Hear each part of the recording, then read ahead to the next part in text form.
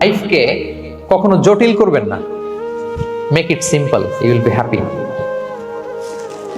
লাইফকে কি করবেন না, জটিল। অনেকে দেখবেন যে সহজ রাস্তাটা চিনে না, খালি পেঁচায়, খালি জটিল করে।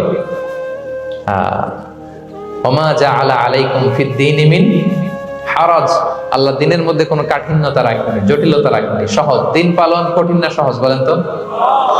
সবাই বলবেন কঠিন না সহজ?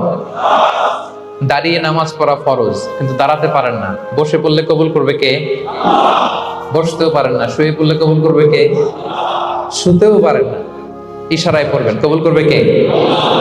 ওযু করে নামাজ পড়া ফরজ, পানি নাই, তায়াম্মুম করে নামাজ পড়লে কবুল করবে কে? তাহলে ইসলাম কি কঠিন না সহজ? Make your life simple, you'll be happy. প্রথম সিক্রেট শেয়ার করলাম, লাইফটাকে জটিল বানাবেন না।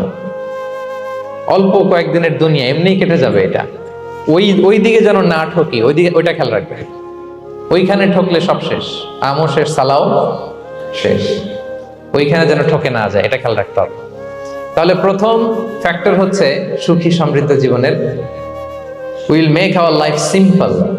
সিম্পলিসিটি ইজ দ্য কি টু হ্যাপিনেস। আপনি লাইফটাকে সিম্পল করবেন, আপনি হ্যাপি হবেন। রাসূল সাল্লাল্লাহু আলাইহি ওয়াসাল্লামের জীবনের দিকে যদি তাকান, দেখবেন তিনি তাই করেছেন। সুবহানাল্লাহ। সহিহ মুসলিমের একটা হাদিস শোনাই আপনাদেরকে। আম্মা জান আয়েশা রাদিয়াল্লাহু তাআলা আনহা বর্ণনা করেন। তিনি বলেন, যাতা ইয়াউমিন জাআ রাসূলুল্লাহ সাল্লাল্লাহু আলাইহি ওয়াসাল্লাম, একদিন সকালবেলা রাসূল সাল্লাল্লাহু আলাইহি ওয়াসাল্লাম আমার বাসায় আসলেন। এসে বললেন, ইয়া আয়েশা, হে আয়েশা, হাল ইনদাকুম শাই। ফজর নামাজ পড়ে এসে বলতেছে, আয়েশা, ব্রেকফাস্ট করার মতো ঘরে কিছু আছে? খাওয়ার মতো কি কিছু আছে? আম্মা জান আয়েশা বলেন, ক্বালাত মা ইনদানা শাই, ঘরে কিছু নাই ইয়া রাসূলুল্লাহ, কিছুই নাই খাওয়ার মতো। রাসূল সাল্লাল্লাহু আলাইহি ওয়াসাল্লাম বললেন, ফা ইন্নী সাইম, ঠিক আছে, কিছু যখন নাই তাহলে আমি রোজার নিয়ত করে ফেলব। কিসের নিয়ত? রোজার নিয়ত করে ফেললাম। কঠিন না সহজ?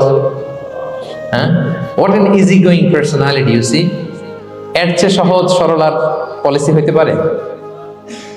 আয়েশা, ফজর নামাজ পড়ে আসছি, ব্রেকফাস্ট করার মতো কিছু আছে ঘরে?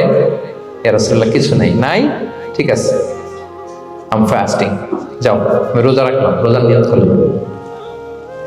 কত ইজি গোয়িং, কত সিম্পল বানিয়েছেন লাইফটা। আচ্ছা, আমরা হলে কি করতাম? একটু মিলাই নিজের সাথে। সাধারণত আমরা যেটা করতাম, আমরা অনেকে রেগে যেতাম। প্রিয় ভাইয়েরা, ঘরে কিছু নাই মানে তুমি আগে জানাবা না আমাকে?